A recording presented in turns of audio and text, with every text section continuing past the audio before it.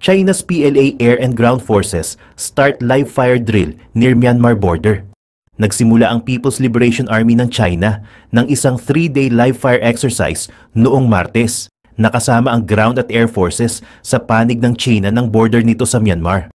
Layunin ng pagsasanay na subukin ang reconnaissance, early warning, area control at firepower abilities ayon kay Senior Colonel Tian Junli, tagapagsalita para sa Southern Theater Command ng PLA, sa opisyal na WeChat account ng command.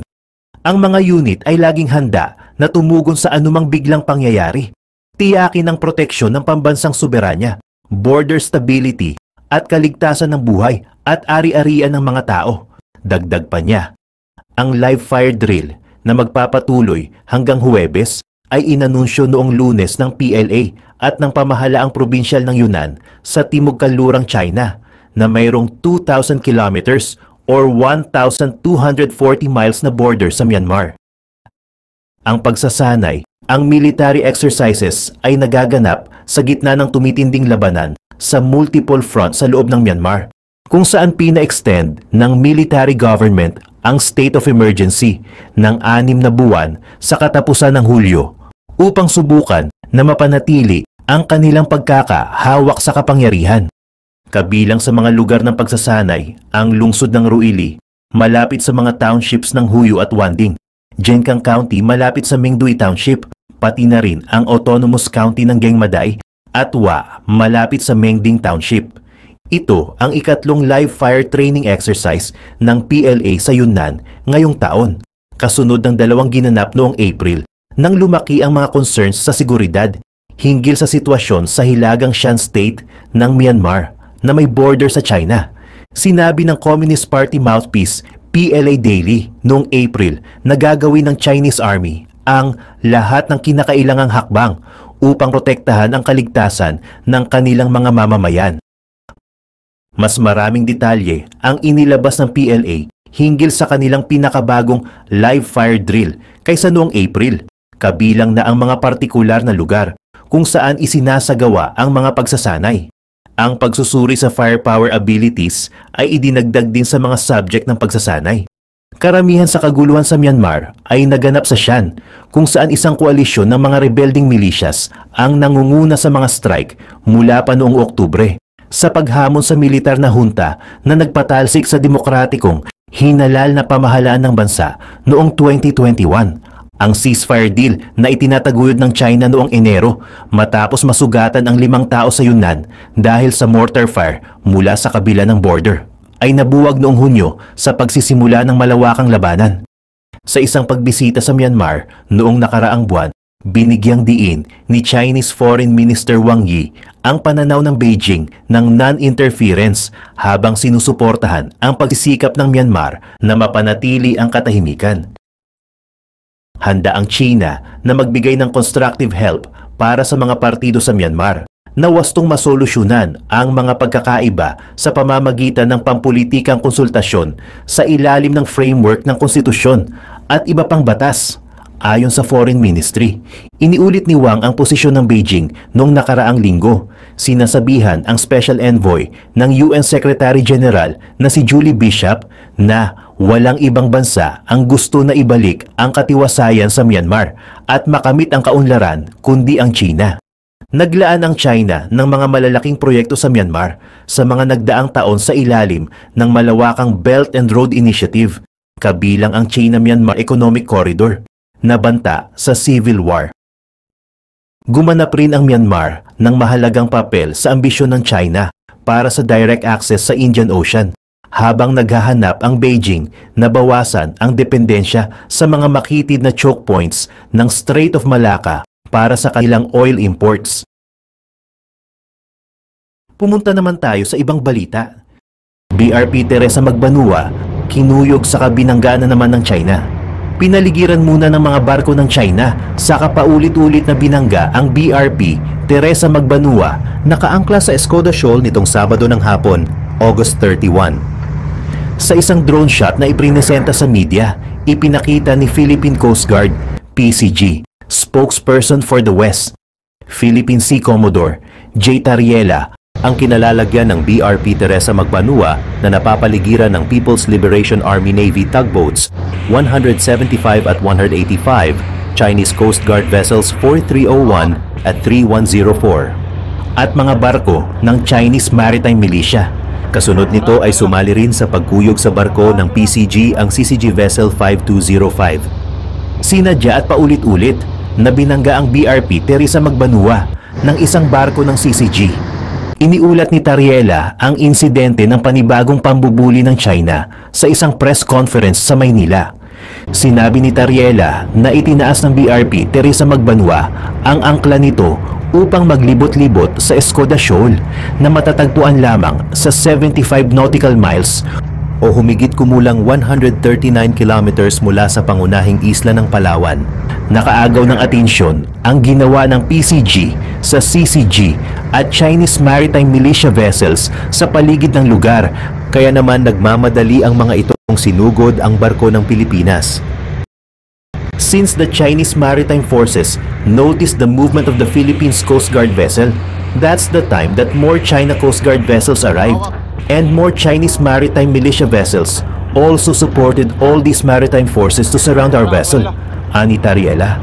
The PCG vessel did not provoke or did not do anything while we were loitering around Escoda Shoal, but the Chinese Coast Guard carried out dangerous maneuvers despite being unprovoked, ani Tariela. Samantala, sinabi ng CCG na isang barko ng Pilipinas na illegal na na-stranded sa Escoda Shoal sa South China Sea ang nag-angat ng angkla at nabangga ang isang Chinese vessel. Sa pahayag naman ng CCG na dapat umalis na sa Escoda Shoal ang barko ng Pilipinas at ihinto ang maaaksyon na nagpapatindi ng sitwasyon. Simula pa lamang ng walang awang pagsalakay ng Russia sa Ukraine, halos nagmamakaawa na si Pangulong Volodymyr Zelensky sa mga Western allies na magbigay ng mga tangke upang tulungan ang depensa ng Ukraine. 1% lamang ng lahat ng mga tangke ang hiningi ni Zelensky habang nagsasalita sa pambihirang pagpupulong ng mga pinuno ng Estado at pamahalaan ng NATO sa Brussels, Belgium noong March 24, 2022. Ngunit halos 1 taon ang lumipas bago dumating ang unang mga tangke sa Ukraine. Dagdag pa, ang kabuang bilang ng mga tangkeng naihatid ay hindi man lang malapit sa hinihinging 1% ni Zelensky, na tinatayang nasa humigit kumulang 1,100 tanks sa 2024. Ngunit sa kabila ng mga pagkaantala, hadlang at limitasyon, matagumpay na ginamit ng Ukraine ang mga matagal nang inaasam na tangking Western-made at nagpapakita ng teknolohikal na husay at makabagong taktika ng puwersang Ukrainian.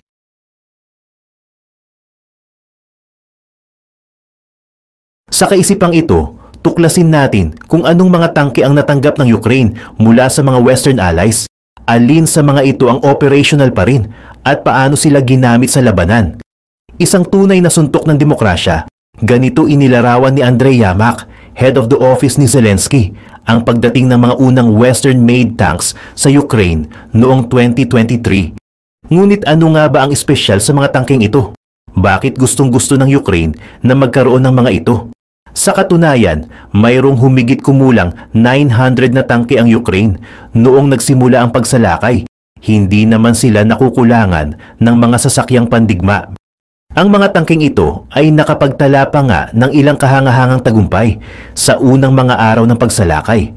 Isang halimbawa ay ang pagkubkob sa Chernihiv. Sa labanang ito, ang pinakamahusay na brigada ng tangke ng Ukraine ay matagumpay na naprotektahan ang lungsod ng Chernihiv sa kabila ng malaking kalamangan ng 41st Combined Arms Army ng Russia na may 20,000 troop at daan-daang tangkeng T-72. Kaya't bakit napakahalaga ng pangangailangan ng mga tangke mula sa kanluran? Simple lang talaga. Ang mga Western-made tanks ay mas mataas ang teknolohiya kumpara sa mga tangkeng gawa sa Soviet na ginagamit ng Ukraine sa ilang mahalagang aspeto. Ngunit bukod sa pangangailangan ng mas mahusay na mga tangke, kailangan din ng Ukraine ng mas maraming tangke upang ipagpatuloy ang kanilang matapang na depensa laban sa pagsalakay ng Russia. Kung si Zelensky ang masusunod, ang bilang ng mga karagdagang tangke ay nasa pagitan ng 300 at 500, mas mababa kumpara sa inisyal na hinihinging 1%. Bagamat ang kabuuang bilang ng mga tangkeng natanggap ng Ukraine ay mas mababa sa parehong hiningi, bawat karagdagang tangke ay nagkaroon ng epekto sa labanan. Ang mabilisang pagtingin sa mga tangkeng ito at ang kanilang mga espesipikasyon ay magpapakita kung bakit. Umpisahan natin sa pinakakaraniwang tangkeng gawa sa kanluran na ginagamit ng militar ng Ukraine. Ang Kampfpanzer Leopard 1 ay ang pangunahing tangke ng labanan na dinisenyo ng Porsche at orihinal na ginawa sa kanlurang Alemanya. Noong ipinakilala ang Leopard 1 noong huling bahagi ng 1950s, ito ay kumatawan sa isang makabuluhang pag-unlad ng tank technology dahil sa pagtuon nito sa mabisang mobilidad, bilis at lakas ng armas sa halip na heavy armor protection. Ang Leopard 1 ay maaaring maglakbay ng bilis na hanggang 40 miles per hour. Nakakaunting tangke lamang noong panahong iyon ang makakasabay. Ang tangke ay mayroong kahangahangang armas na may malakas na 105mm Royal Ordnance L7A3 rifled gun bilang pangunahing sandata na sinamahan ng mga advanced fire control system na nagpataas ng katumpakan at kakayahan sa pag-target. Pagdating sa armor, ang Leopard 1 ay protektado ng medyo lipas na 70mm rolled homogeneous armor na nagbibigay ng pangunahing proteksyon laban sa maliliit na armas at mga splinter ng bala. Ngunit hindi ito idinisenyo para makayanan ang direktang tama mula sa mabibigat na anti-tank na armas. Ito ang dahilan kung bakit ang ilang mga eksperto ay itinuturing ang Leopard 1 bilang ang tangkeng may pinakamaliit na proteksyon sa digmaan sa Ukraine, madalas na nangangailangan ng karagdagang baluti. Sa kabutihang palad, marunong ang mga puwersang Ukrainian kung paano mag-upgrade ng tangke ng mahusay. Isang mahalagang kasanayan lalo na't malaki ang kanilang fleet ng Leopard 1 tanks. Maging sa mga pamantayan ngayon, ang Leopard 1 ay nananatiling kapansin-pansin dahil sa balansing disenyo at operational versatility na ginagawang isang mataas na respetadong platform sa mundo ng militar.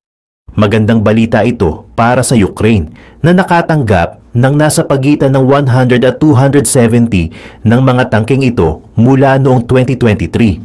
Ang Alemanya, Denmark at Netherlands ang mga nangungunang nagbigay ng mga tangke sa mga kaalyado ng NATO sa Ukraine na ang Alemanya lamang ay nangakong magbibigay ng 88 na unit noong February 2023.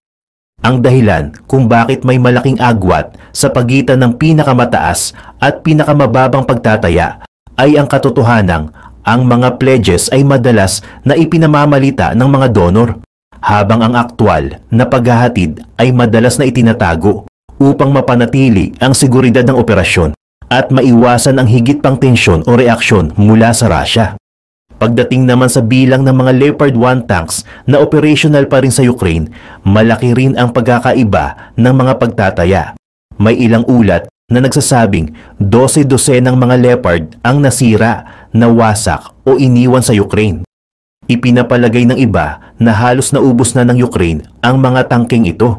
Ngunit pagdating sa konkretong ebidensya, alam lamang natin ang tungkol sa isang Leopard tank na tinamaan ng mga artileryang mula sa Russia sa Kupiansk at kalaunan ay iniwan ng mga tripulante nito mula sa 44th Ukrainian Mechanized Infantry Brigade.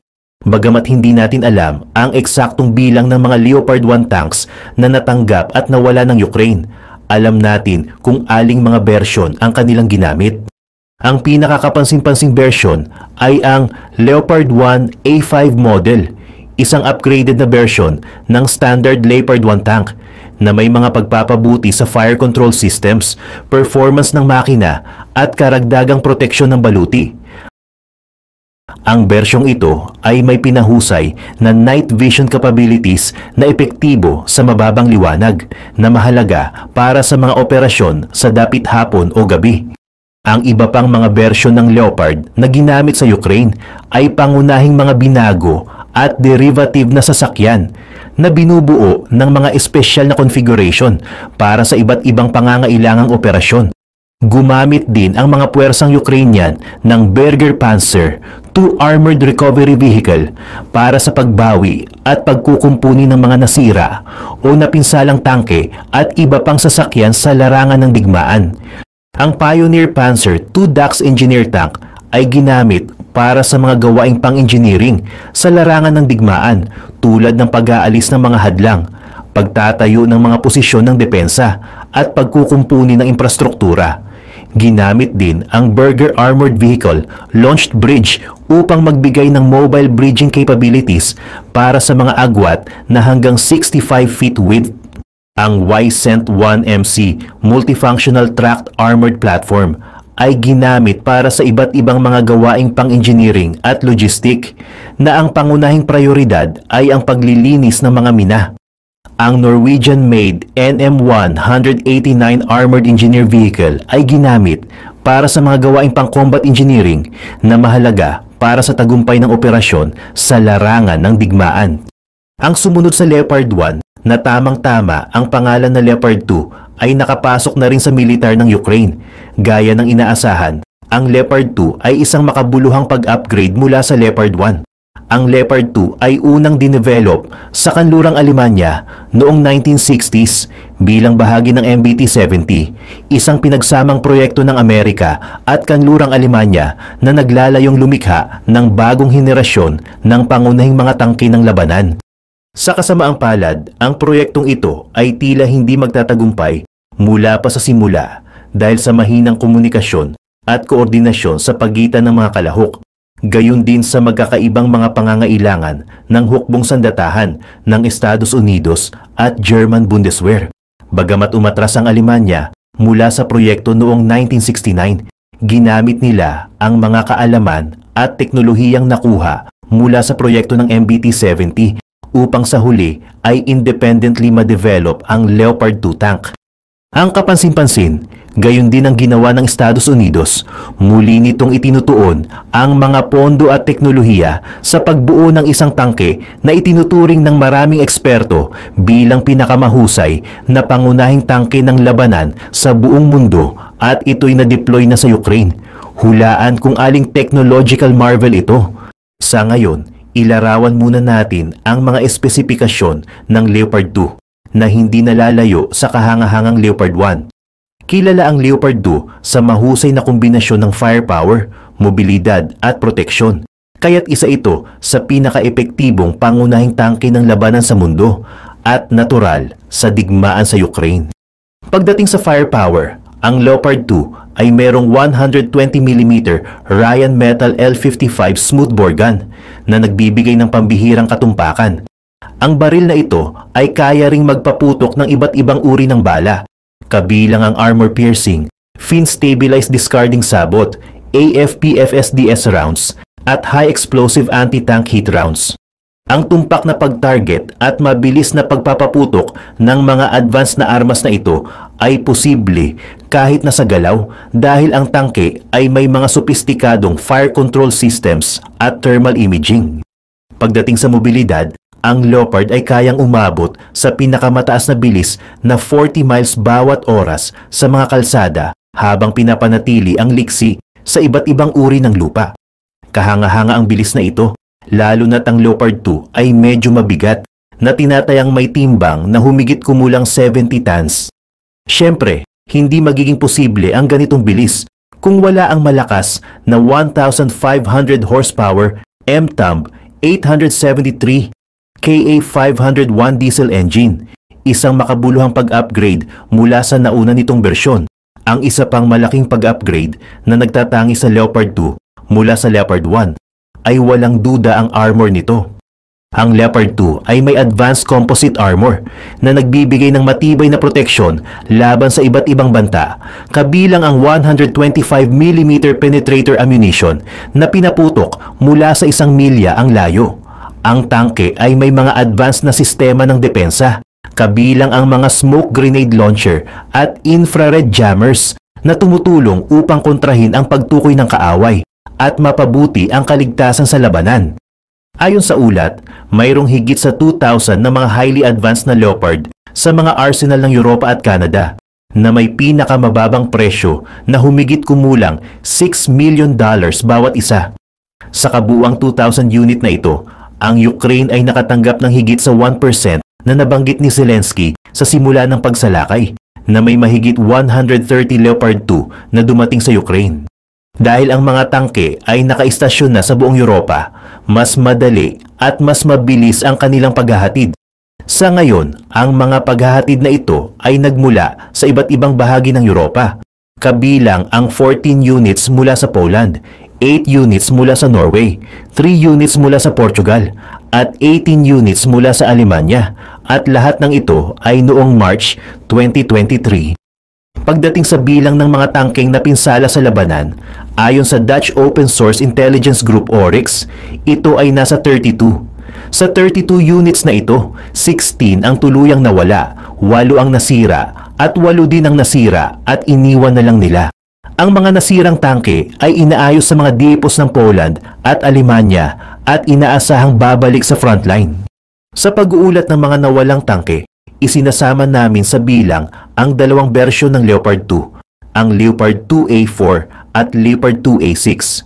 Gayunpaman, ang modelo ng 2A4 ay walang duda na nakaranas ng mas maraming pagkalugi, na may kabuluhan, lalo na't ang modelo ng 2A6 ay nagtatamo ng ilan sa mga pinakamahusay na armor protection ng Leopard series. Bukod sa dalawang variant na ito, ginamit din ng puwersa ng Ukraine ang BuFL-3 Armored Recovery Vehicle na nakabase sa karaniwang Leopard 2 chassis para sa mga operasyon sa labanan, pati na rin ang Leopard 2R Mine Clearing variant na unang dinevelop para sa hukbong finish. Hindi dito natatapos ang mga variant ng Leopard 2.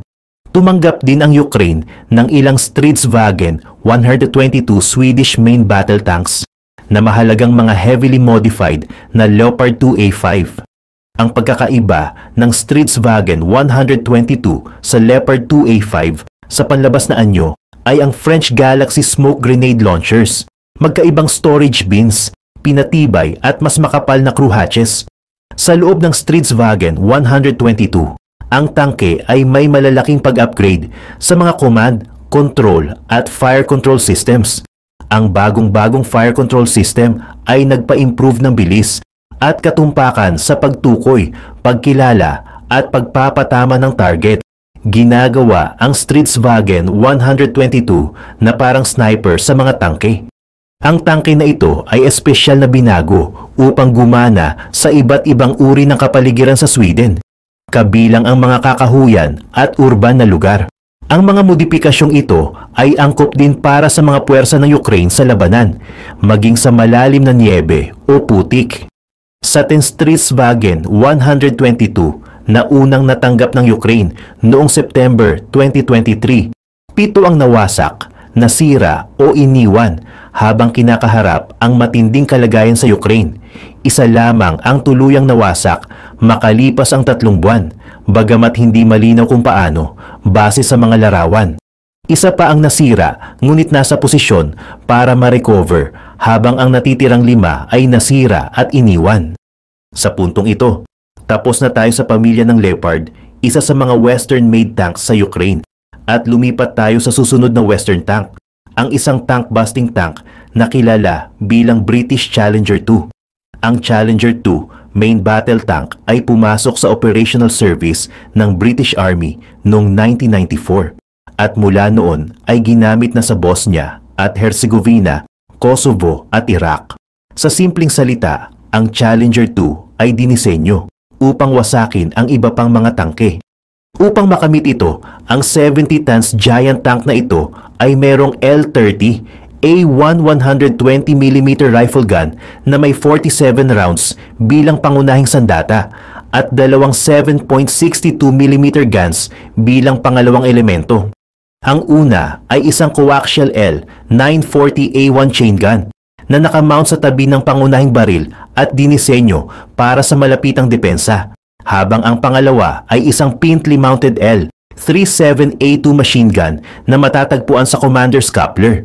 Nagbibigay ng karagdagang firepower para sa anti-infantry roles at perimeter defense. Ang matibay na setup ng mga armas na ito ay sinisiguradong mahusay na handa ang Challenger 2 na labanan at alisin ng iba't ibang banta sa mga labanan. Kaya't ito pa nga ang may hawak ng record para sa pinakamalayong tank-on-tank kill shot sa kasaysayan ng militar na nakamit noong 1991 sa Gulf War ng isang Challenger 1 ang nakatama sa isang Iraqi tank na nasa 3 milya ang layo. Bukod sa firepower, inuuna rin ng tangkeng ito ang proteksyon gamit ang Dorchester Composite Armor na ang mga detalye ay halos kumpidensyal. Ayon kay Hamish de Breton Gordon, dating commanding officer sa Royal Tank Regiment ng British Army, ang Challenger 2 ay napakahusay na protektado, kaya nitong tumanggap ng maraming tama mula sa isang T-72 at maliligtas ang mga tripulante. Ang napakahusay na proteksyon na ito ang dahilan kung bakit 2 lamang ang nawalang Challenger 2 sa dekadang kasaysayan ng tangke, isa dahil sa friendly fire sa Iraq noong 2003 at isa sa Ukraine. Natural, ang nawala sa Ukraine ay malaking balita dahil ito ang unang pagkakataon na nasira ng isang tunay na kaaway ang isang Challenger 2. Noon ay kinilala ito bilang halos hindi natatalong tangke. Kaya paano nagawa ng puwersang Ruso ang makasaysayang gawaing ito? Sa totoo lang, hindi tayo sigurado. Ayon sa mga Western source, ang tangke ay unang napinsala ng isang malaking mina bago ganap na nawasak ng isang Zara Lancet kamikaze drone na kilala sa katumpakan at kakayahang targetin ang mga partikular na kahinaan sa mga armored vehicles. Gayunpaman, ayon sa mga Ruso, ito ay artillery. Ang unang alon ay napinsala ang tangke at nagdulot ng sunog, habang ang pangalawa, isang matinding artilerya, ang nagwasak ng anumang pag-asa na makakatakbo pa ang tangke. Kahit hindi tayo sigurado kung ano ang totoo, ang katotohanan ay nawala na ang tangke na ito, na nag-iwan ng 13 pang unit na dating naihatid ng UK noong March 2023, na ngayon ay magdadala sa atin sa tangke na binanggit kanina, na maraming eksperto ang itinuturing na pinakamahusay na main battle tank sa mundo, ang US-made M1 Abrams. Ang tanyag na M1 Abrams tank ay naging sentro ng mga kakayahang armored ng US Army mula noong ito ay inilunsad noong 1980. Partikular na niredirect ng US ang pondo at teknolohiya mula sa MBT-70 upang mabuo ang M1 Abrams. Sa mayamang 4 na dekadang kasaysayan nito, ginamit na ang tangke sa Bosnia at Herzegovina, Iraq at Afghanistan at na-export sa mga bansa tulad ng Australia, Egypt, Poland at Saudi Arabia. Ang M1 Abrams ay isang full-track, low-profile land combat assault vehicle na inilarawan ng US Army sa 6 na salita: lethal firepower, unparalleled survivability, audacious maneuverability. Tingnan natin ang bawat isa sa mga description na ito. Pagdating sa firepower, ang M1A1 variant na lumalaban sa Ukraine ay merong 120mm L44 M256 smoothbore gun na may 40 rounds ng depleted uranium shells na kilala rin bilang silver bullets na inilarawan bilang pinakamapanganib sa anumang armor. Sa aspeto naman ng survivability, ang armor ng M1A1 variant ay pinatibay gamit ang advanced composite materials at explosive reactive armor na nagbibigay ng walang kapantay na proteksyon laban sa parehong kinetic at explosive threats sa labanan. Ang kombinasyon na ito ay sinisiguradong kaya ng M1 Abrams na tiisin ang mga direktang tama mula sa iba't ibang anti-tank na sandata, kabilang na ang mga rockets at shells kahit pamalapitan. Ang M1A1 din ang kauna-unahang tangke na nagbibigay ng optical at thermal sights sa parehong commander at gunner na nagpapahintulot sa kanila na sabay na subaybayan ang magkahiwalay na target. Isama mo ang tinatawag na hunter-killer capability na ito sa maximum na bilis na 45 miles kada oras at isang makapangyarihang 1,500 horsepower Honeywell AGT 1,500 multi-fuel turbine engine. At ang M1 Abrams ay nagiging isang mabagsik na puwersa sa maneuver warfare na may kakayahang mabilis na lampasan at salakay ng puwersa ng kalaban sa iba't ibang uri ng terrain nang may walang kapantay na liksi at katumpakan.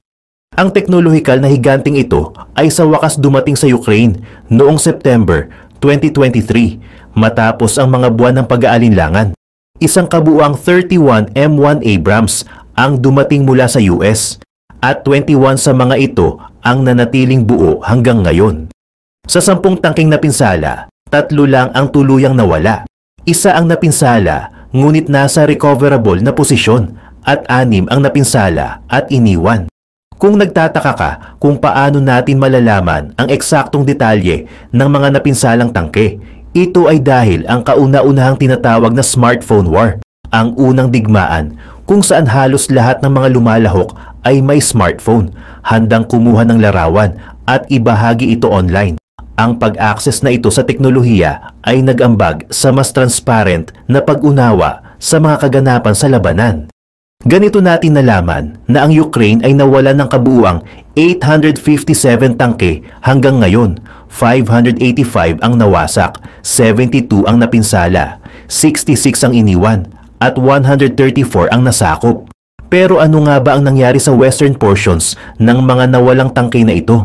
Sa madaling salita, paano ginamit ng Ukraine ang mga tangke na ito? At alin sa mga paggamit na ito ang nagresulta sa pinakamalaking pagkalugi? Isa sa mga pangunahing papel ng mga Western-made tanks sa Ukraine at ang unang pagkakataon na ang mga tangke na ito ay talagang nailatag ay ang 2023 Summer Counter-Offensive. Isa sa mga dahilan kung bakit hindi ito naging Spring Offensive ay dahil ang mga Western tanks ay hindi pa dumarating. Gayunpaman, nang dumating na ang mga ito, naglaro sila ng mahalagang papel sa mga pag-abante ng mga puwersa ng Ukraine sa lugar ng Orokhiv noong June 2023. Ang summer counter-offensive din ang panahon kung saan marami sa mga Leopard 2 tanks ang nawala sa loob ng maikling panahon dahil sa siksik na network ng mga Russian fortifications, minefields at anti-tank ditches. Ayon sa mga miyembro ng isang Leopard tank crew sa isang panayam, hindi sila handa sa laki ng mga minefields ng Russia. Ang mga mina na kanilang pinagpraktisan sa Germany ay may sukat na humigit kumulang 300 to 600 feet. Samantalang, ang aktwal na mga mina ng Russia ay masusukat sa mga ektarya kung saan ang isang ektarya ay halos katumbas ng 12,000 square yards. Dahil dito, madalas na umaasa ang mga sundalo sa kanilang mga lumang sasakyang Soviet tulad ng T-64 tank na nilagyan ng rollers upang sinadyang pasabugin ang mga mina. Sa pamamaraang ito, nililinis ng tangke ang daanan at karaniwang kaya nitong tiisin ang 4 na pagsabog. Gayunpaman, hindi rin pinalad ang mga T-64 tank dahil pinapatong ng mga puwersang Ruso ang mga mina sa ibabaw ng isa't isa na agad na nagdudulot ng malaking pinsala sa mga sasakyan. Mula sa kinalabasan na ito, naging malinaw ang isang bagay. Ang mga tangke na ginamit sa mga counter-offensives ay kulang sa kinakailangang suporta upang makalusot sa multi-layered na depensa ng mga Ruso.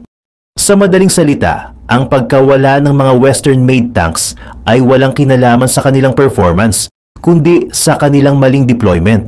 Ang multi-layered na anti-tank system ng Russia na pumigil sa mga Western-made tanks noong summer counter-offensive ng 2023 ay siya ring dahilan kung bakit hindi nagamit ang mga tangke sa tank-on-tank engagement. Sa madaling sabi, ang mga Western tanks na pinapatakbo ng mga puwersa ng Ukraine ay hindi makalusot sa mga minefields ng Russia. At ang mga nakalusot naman ay karaniwang hinarap ng artillery at anti-tank missiles. Ibig sabihin, hindi masyadong nagamit ng Ukraine ang mga tangke na idinisenyo upang pumatay ng mga tangke tulad ng M1 Abrams at Challenger 2 sa kanilang pangunahing papel. Gayunpaman, kahit na limitado ang tank-on-tank warfare sa digmaan sa Ukraine, hindi ibig sabihin na hindi nakahanap ng paraan ang mga puwersa ng Ukraine upang epektibong magamit ang mga tinatawag na heavy track tanks. Kaya't ang Challenger 2 ay naghasik ng lagim sa mga posisyon ng artillery ng Russia, mga bunkers at mga light armored vehicles. Pinuri ng mga sundalong Ukrainian na nasa mga tangke ang kanilang katumpakan, na nagpapahintulot sa kanila na tamaan ang mga konkretong kublihan ng kalaban at magpaputok sa mga target na nasa layong humigit kumulang 1.7 miles. Gayunpaman, ang British tank na ito ay kulang ng anti-personnel shells upang talunin ang mga infantry troops, kaya't ang Stritsbag 122 tanks ang pangunahing lumalaban sa mga tropang Ruso sa mga front lines. Ngunit kasing halaga ng mga papel na pang-opensiba ng mga Western-made tanks, hindi natin dapat kalimutan ang kanilang mga papel na pang-depensiba. Ginagamit din ang mga Western tanks upang pigilan ang mga Russian invader na nagsisilbing long-range artillery sa halip na isang attacking vehicle. Kawili-wili, bukod sa Leopard 2, ang tangke na madalas gamitin para sa layuning ito ay ang Polish PT-9120, isang pangunahing battle tank na hindi natin nabanggit sa video na ito. Ngunit bakit? Dahil mayroong maraming debate tungkol sa kung gaano ka-Western ang tangke na ito. Ang PT-9120 ay talagang isang advanced na bersyon ng Soviet-era T-72 tank. Ito ang dahilan kung bakit ito ay kakaiba sa mga diskusyon tungkol sa Western tanks. Sa kabila nito, ang kakaibang kombinasyon ng mga subok ng prinsipyo ng disenyo ng Soviet at makabagong teknolohiya at mga upgrade mula sa kanluran ay lumilikha ng isang makapangyarihang tangke. Isa itong tangke na maraming naitulong para sa kaligtasan ng crew sa Ukraine ayon sa mga sundalong Ukrainian. Ang natatanging mahalagang katangian ng depensang ito ay resulta ng paggamit ng Polish Irawa reactive armor. Ang armor na ito ay binubuo ng ceramic o metal plates na may nakalagay na layer ng eksplosibo. Sa pag-atake, sumasabog ang mga plato na ito, kaya't nahaharang ang mga incoming projectiles at nababawasan ang kanilang kapangyarihan ng paglusot ng 50 to 70%. Ayon sa isang sundalong Ukrainian, kung ikukumpara mo ito ng harapan sa Soviet T-72, mas malaki ang tsansa ng PT-9120 na makaligtas at magtagumpay sa isang duelo. Ang pagkamahusay na ito sa mga disenyo ng Soviet era ay isa pang mahalagang papel ng mga Western-made tanks sa Ukraine, kapwa mula sa praktikal at psikolohikal na pananaw. Sa mga praktikal na gamit nito, ang mga Western tanks ay nagbigay sa mga Ukrainian ng kalamangan sa pakikipaglaban laban sa mga puwersa ng Russia.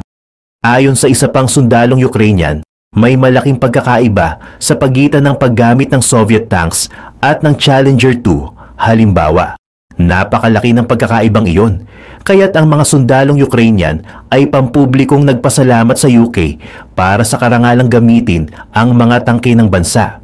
Ayon sa isang video na ipinost sa Telegram, isang instant messaging app na karaniwang ginagamit para sa pagbabahagi ng mga update at komunikasyon sa mga lugar ng labanan. Siyempre, ang digmaan sa Ukraine ay hindi ang unang kaganapan na nagpapatunay kung gaano ka-superior ang Western-made tanks kumpara sa mga Soviet era. Ang Gulf War ang unang nagbigay diin sa pagkakaibang ito. 100 oras lamang ang kailangan upang malaman na ang Soviet-made T-72 ay hindi man lang makakapasok sa parehong liga ng Western-made M1 Abrams at Challenger 2. Halimbawa, tignan ang Operation Desert Storm. Sa operasyon na ito, nakayanan ng mga Abrams at Challengers na sirain ang mga T-72, lampas sa pangunahing range ng gun ng Soviet tanks, na nagpapahintulot sa mga Western forces na makipaglaban at alisin ang mga tangke ng kaaway nang hindi nasasaktan. Doon nangyari ang pinakamahabang kilalang tank-on-tank kill shot sa kasaysayan na nabanggit natin kanina. Ngunit kahit na lumapit ang mga tangke, wala pa ring laban ang T-72 sa mga Western counterparts nito. Ang mga miyembro ng ikalawang Armored Cavalry Regiment ng US Army sa humigit kumulang 36 M1A1 Abrams tanks ay nakayanan na talunin ang dalawang Iraqi Armored Brigades sa malapit na laban nang hindi nawawala ang isang tangke. Ang mga Iraqi Brigades sa kabilang banda ay nawala ng hanggang 160 na tangke. Ang nakakatakot na reputasyon ng mga modelong ito ay nagdadala sa atin sa psikolohikal na paggamit ng Western-made tanks sa digmaan. Ang simpleng katotohanan na ang mga advanced na tangke na ito ay nasa mga kamay ng mga puwersa ng Ukraine ay nagsisilbing malaking pampasigla sa moral ng mga tropa. Nagbibigay ito ng kumpiyansa sa kanilang kakayahang harapin at talunin ang anumang unit ng Russia. Ngunit mas mahalaga, nagdudulot din ito ng takot at pagdududa sa isipan ng mga sundalong Ruso na nagpapahina sa kanilang moral at kagustuhang makipaglaban. Ayon sa isang sundalong Ukrainian, para bang pinapalakas mo lang ang takot ng mga Ruso sa tunog ng makina. Bagamat sa kabila nito, nakahanap din ng paraan ang mga Ruso na umatake pabalik ng hindi direktang nakikipaglaban sa mga nakakatakot na tangke na may kasamang tauhan. Ang mga drone ang dahilan kung bakit maraming eksperto sa militar ang naniniwala na ang mga tangke ay nagiging lipas na sa modernong digmaan kahit na ang teknolohiya at taktika ay hindi pa umaabot upang epektibong labanan ang mga ito. Ang mga drone rin ang dahilan kung bakit inilipat ng mga Ukrainers ang mga Abrams tanks mula sa mga frontlines dahil nagawa ng mga Russian hunter-killer drones na sirain ang hindi bababa sa 5 sa mga ito. Ngunit kahit na hindi ginagamit ang mga Western-made tanks sa direktang opensiba o depensibong operasyon, nagbibigay pa rin sila ng maraming halaga sa mga puwersa ng Ukraine. Halimbawa, napatunayan na ang Leopard 1 tanks ay napakahalaga sa labas ng aktibong pagsalakay, tulad ng pagbibigay ng mahalagang suporta sa infantry, gaya ng transportasyon at logistical na operasyon. Ang kanilang matibay na disenyo at kakayahang maglakbay sa iba't ibang terrain ay nagpapahintulot sa kanila na mag-navigate ng epektibo, na tinitiyak na ang mga supply at tauhan ay maaaring maihatid ng ligtas at mahusay sa buong larangan ng labanan. Ngunit sa kabila ng tulong ng mga Western-made tanks sa Ukraine, may pangkalahatang pagsang-ayon na hindi pa ito nagagamit sa kanilang buong potensyal. Bukod sa matibay na depensa ng mga Ruso laban sa mga tangke, may ilang iba pang dahilan para dito. Una, kulang ang mga tangke sa suporta mula sa himpapawid. Marahil ay alam mo nang walang tangke ang tunay na makakapagbago ng laro sa isang labanan nang walang sapat na suporta mula sa infantry at artillery at syempre sa air superiority. Sa kasamaang palad, ang himpapawid ang isa sa mga pangunahing issue ng Ukraine, kaya't medyo vocal si Zelensky pagdating sa paghingi ng mga Western-made F-16 Fighting Falcon fighter jets. Pangalawa, may malaking issue sa pagpapanatili at logistics ng mga tangke. Bago ang pagsalakay, gumagamit ang Ukraine ng mga Soviet-era tanks. Ngayon, nakatanggap sila ng iba't ibang modelo ng tangke mula sa iba't ibang pinagmulan na nagiging sanhi ng isang logistic nightmare sa mga spare parts, maintenance protocols at pagsasanay ng tauhan. Sa usaping pagsasanay, ito ang pangatlong dahilan para sa mga hamon na kinakaharap ng Ukraine. Ang paglipat mula sa mga Soviet-era tanks sa maraming bagong modelo ng tangke ay nangangailangan ng komprehensibong mga programa sa pagsasanay para sa parehong maintenance crews at operators. Bawat variant ng tangke ay may natatanging tampok, teknolohiya at mga operational procedure na kailangang matutunan ng mga Ukrainian personnel upang matiyak ang epektibong deployment sa larangan ng labanan. Sa huli, ang mga maayos na sinanay na sundalo ang nanalo sa labanan, hindi ang teknolohiya. Sa lahat ng isinasaalang-alang, paano mo nakikita ang papel ng mga Western-made tanks sa Ukraine? Nakikita mo ba ang mga tangke na ito bilang isang malaking pag-unlad o isa lamang na bahagi ng pangkalahatang depensibong estratehiya ng Ukraine? Nakikita mo rin bang gagamitin ng Ukraine ang mga Western-made tanks ng iba sa hinaharap? Ibahagi ang iyong mga opinyon, ideya at teorya sa comment section sa ibaba. Ngayon, panoorin at alamin mo naman kung bakit tinatakpan ni Putin ang kanyang pinakamahusay na mga tangke ng basura, o i-click ang video na ito. Sa video natin ngayon ay maishishare nga ako sa inyo na 10 legit loan application na talagang mabilis tayo ma-approve. Dahil sa mismong araw ng loan application ay makukuha kagad natin ang pera. Ang kasama sa listahan ay ang mabilis cash. Matagal ko na rin tong na-try itong mabilis cash na ito. Highly recommended ko ito sa iba, lalo na sa mga nag-uumpisa pa lang. Legit talaga ang loan app na ito. Sobrang bilis din ito mag-disburse ng mga loan. Kaya talagang one day lang makukuha mo kagad. Dito sa Mabilis Cash, mabilis ko lang natapos mag-fill up ng application ko. At the same day, naku sobrang bilis talagang mag-disburse at take note, walang mababawas dito sa ilo-loan mo. Buong-buo mo siya matatanggap. Pwede ka nga pala dito mag-loan ng up to 25,000 pesos. So ako, yung unang loan ko dito is in-approve nila ng 300 pesos. Ito yung unang loan na kasi sinusubukan ka nila. Pero at least walang mababawas dito. At nung binayaran ko siya is 345 pesos. So ayun, 45 pesos lang yung binayaran ko. Pero yung next na loan ko, medyo tumaas na yon. Umabot na yon ng 2,000 pesos. So yung 300 pesos, parang sinubukan ka lang nila. Ngayon, kung binayaran mo yon, tataasan nila yung loan amount na pwede mong makuha. 2,000 pesos. Tapos pagkatapos ko mabayaran ng 2,000 pesos, ang next loan amount naman ay 5,000 pesos. Talagang nagle-level up siya, no? Habang binabayaran mo siya, habang nakikita nila na good payer ka naman at hindi ka nalilate sa due date mo. Pero ngayon, nabalitaan ko, medyo stricto na ang Mabilis Cash.